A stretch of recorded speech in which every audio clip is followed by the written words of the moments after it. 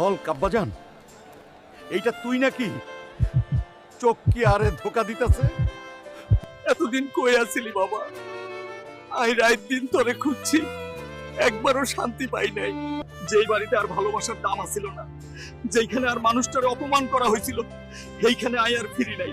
সব শেষ বাবা, বিজনেস শেষ, মান সম্মান শেষ, অহংকারী আরে শেষ করে দিছে। আই শপথ লইছিলাম নিজের পায়ে না দাঁড়াইলে ফিরুম না, আজ আই ফিরছি মাথা উঁচু কইরা। মাফ কইরা দে বাবা, আমি অন্ধ আছিলাম, ভালোবাসা চিনতে পারি নাই। মা, তুই আর ছেলের শক্তি মাফ কইরা দিস।